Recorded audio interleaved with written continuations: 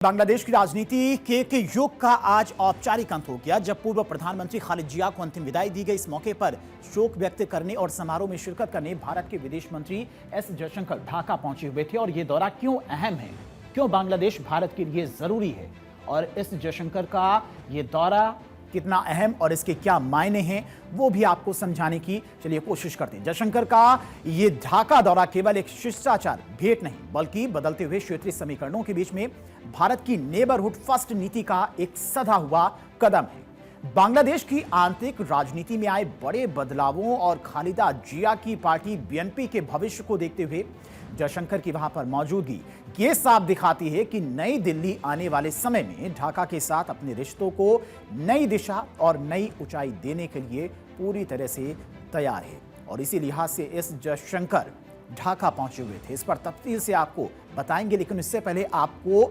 तस्वीरें दिखाते हैं किस तरह से एस जयशंकर आज दौरे पर पहुंचे थे पश्चिम बंगाल के, और जो खालिद जिया के बेटे हैं उनसे मुलाकात की है, शोक संवेदनाएं व्यक्त की हैं। प्रधानमंत्री मोदी की तरफ से जो शोक व्यक्त किया गया था खालिदा जिया की निधन पर, उस पर अपनी शोक संवेदनाएं व्यक्त की हैं। और खालिदा जिया के देखिए जनाजे में कितनी संख्या में लोग शामिल हुए थे।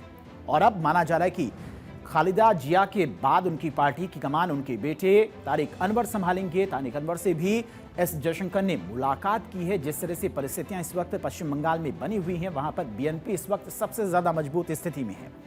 14 सालों के बाद खालिदा जिया के बेटे तारिक अनवर वापस लौटकर अपने वतन आए हैं, बांग्लादेश आए हैं, और इस वक्त वहां पर चुनाव को लेकर भी काफी ज्यादा सुगबुगाहट देखने को मिल रही है। मोहम्मद यूनुस भी नजर आ रहे हैं खालिद जिया के बेटे तारिक अनवर के साथ में, और जनाजे में भी शामिल हुए थे। तो राजनीतिक पारा भी वहां पर हाई है इस वक्त, और इस वक्त हर कोई अपने आप को मजबूत स्थिति में दिखाने की कोशिश कर रहा है। खालिदा जिया का अंतिम संस्कार किया गया, उनके पार्थिव शरीर को उनके पति जियाउर रहमान की कब्र के पास में दफन किया गया। यहां पूरे बांग्लादेश से शोक में डूबे हजारों लोगों की भीड़ पहुंची थी, जिसकी तस्वीरें भी ने आपको दिखाई। भारत के विदेश मंत्री एस जयशंकर भी यहां पर मौजूद थे। विदेश मंत्री एस जयशंकर खालिदा जिया को उन्होंने श्रद्धांजलि दी, और जयशंकर बांग्लादेश की धरती पर कदम रखते ही इस जयशंकर से सबसे पहले जिस शख्स से मुलाकात हुई है वो भी काफी अहम मानी जा रही है। भारतीय विदेश मंत्री सबसे पहले खालिदा जिया के बेटे तारिक रहमान से उन्होंने मुलाकात की, और एस जयशंकर की यह मुलाकात भी काफी अहम मानी जा रही है। ये तस्वीर देखिए, एस जयशंकर और ये तारिक रहमान खालिदा जिया के बेटे हैं, बीएनपी के कार्यकारी अध्यक्ष हैं। और माना जा रहा है कि जब यहां पर चुनाव होंगे तो उस वक्त अगर बीएनपी की सरकार बांग्लादेश में आती है तो उससे रिश्ते भारत के बेहतर होने चाहिए, क्योंकि खालिदा जिया को भारत विरोधी माना जाता रहा है। लेकिन अब जिस तरह से बांग्लादेश में परिस्थितियां उत्पन्न हुई हैं, वहां पर बीएनपी इस वक्त सबसे मजबूत स्थिति में। आपने वो तस्वीर भी देखी होगी जब तारिक रहमान लंदन से वापस अपने वतन आए थे, उस वक्त उनको एयरपोर्ट पर रिसीव करने के लिए लाखों की संख्या में लोग पहुंचे हुए थे। और जिस तरह से मोहम्मद यूनुस को लेकर इस वक्त बांग्लादेश में लगातार उन पर लोग प्रहार कर रहे हैं, उनकी आलोचनाएं कर रहे हैं, जिस तरह की व्यवस्थाएं बांग्लादेश में देखने को मिल रही हैं, उसकी वजह से बीएनपी इस वक्त बहुत मजबूत स्थिति में है। और इसी वजह से एस जयशंकर भी अपने रिश्ते बांग्लादेश से बेहतर करने में जुटे हुए हैं। एस जयशंकर दोपहर करीब 12 बजे ढाका एयरपोर्ट पर उतरे, और इसके बाद औपचारिक कार्यक्रमों से पहले विदेश मंत्री ने बीएनपी के कार्यवाहक अध्यक्ष और पूर्व प्रधानमंत्री बेगम खालिदा जिया के पुत्र तारिक रहमान से मुलाकात की। इस दौरान एस जयशंकर ने प्रधानमंत्री नरेंद्र मोदी का पर्सनल लेटर भी उन्हें सौंपा। इस लेटर में भारत सरकार और भारत की जनता की ओर से गहरी संवेदनाएं व्यक्त की गई थी। तारिक रहमान से एस जयशंकर की यह मुलाकात काफी कुछ कहती है, और राजनीति के चश्मे से देखा जाए तो भारत के लिए बांग्लादेश काफी ज्यादा जरूरी भी है। पुरानी कड़वाहट को भुलाकर नई शुरुआत का संदेश इस जयशंकर की तरफ से दिया गया है। जिस तरह से भारत विरोधी रही हैं खालिदा जिया, उनके बयान भारत विरोधी रहे हैं, उसके बाद एक नई शुरुआत इस जयशंकर के द्वारा की जा रही। दशकों तक भारत और बीएनपी के बीच जो एक वैचारिक और रणनीतिक दूरी रही है, जयशंकर इस कदम ने उस बर्फ को पिघलाने का काम किया है। अब जयशंकर के बांग्लादेश के दौरे का भी विश्लेषण करते हैं, यह दौरा क्यों अहम है।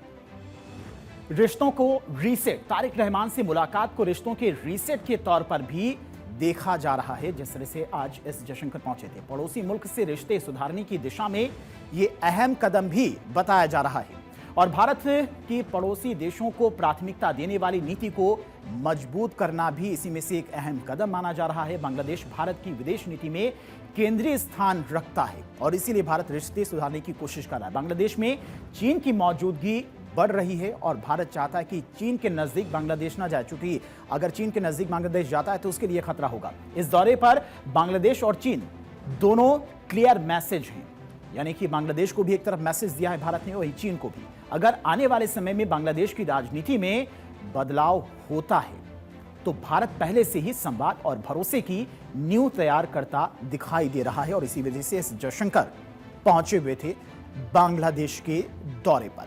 और यह दौरा केवल संवेदना प्रकट करने तक सीमित नहीं है। प्रधानमंत्री नरेंद्र मोदी बाखूबी जानते हैं कि दक्षिण एशिया के बदलते भूगोल में बांग्लादेश का स्थिर होना भारत के लिए, पूर्वोत्तर राज्यों के लिए कितना जरूरी है। अगर बांग्लादेश चीन के नजदीक जाता है या फिर अमेरिका के नजदीक जाता है तो ऐसे में भारत के लिए भी काफी ज्यादा खतरनाक हो सकता है।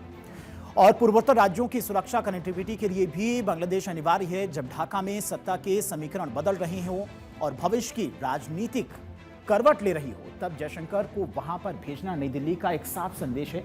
भारत रिश्तों की निरंतरता में विश्वास रखता है और चेहरों में नहीं रखता है। और आपको समझाते हैं कि भारत के लिए बांग्लादेश क्यों अहम है। इन पॉइंट से तय होंगे भारत बांग्लादेश का फ्यूचर। शेख हसीना के बाद बर्फ पिघलने की शुरुआत हो चुकी है माना जा रहा है इस दौरे से, और बीएनपी के साथ पुराने रिश्तों का नवीनीकरण करने की कोशिश की जा रही है भारत के द्वारा। 12 फरवरी के चुनाव और फ्यूचर प्रूफिंग भी की जा रही भारत के द्वारा कि भारत आपका पड़ोसी मुल्क है। क्षेत्रीय संतुलन और पाकिस्तान फैक्टर को भी समझने की कोशिश की जा रही। यूनिट सरकार और जनता को सीधा संदेश देने की भी कोशिश भारत के द्वारा की जा रही है। जिस तरह से लगातार बांग्लादेश में राजनीतिक परिस्थितियां बदलती जा रही हैं और उसको सुधारने की कोशिश भारत के द्वारा लगातार की जा रही, वहीं भारत बांग्लादेश के रिश्तों को लेकर और एस जयशंकर के आज के दौरों को लेकर राजनीतिक विश्लेषक क्या कुछ समझते हैं ये दौरे को लेकर, वो भी आपको सुनाते हैं। Yes, I think it's a very good gesture that External Affairs Minister Dr. Jaishankar is going to Dhaka for the funeral of Begum Khalida Zia, and I think it will be appreciated. But the security situation there is very difficult, and I do hope, I'm sure they will be looking after it. कहते हैं कि कूटनीति में शब्द कम इशारे ज्यादा बड़े होते हैं। फरवरी 2026 के चुनाव की दहलीज पर खड़ा बांग्लादेश आज जब अपनी सबसे कद्दावर नेता खालिदा जिया को विदा कर रहा है तो भारत की ओर से इस जयशंकर की मौजूदगी ने भविष्य के नए रिश्तों की इबारत लिख दी है। और यह केवल एक राजकीय शोक नहीं बल्कि प्रधानमंत्री नरेंद्र मोदी की उस दूरदर्शी पहल का विस्तार है जिसकी शुरुआत तब हुई थी जब उन्होंने बीमार खालिदा जिया के लिए इलाज की पेशकश कर मानवीय कूटनीति का परिचय दिया था। अतीत के कड़वाहटों को पीछे छोड़ प्रधानमंत्री मोदी ने यह संदेश दे दिया है कि भारत के लिए चेहरे नहीं बल्कि पड़ोसी स्थिरता सर्वोपरि है।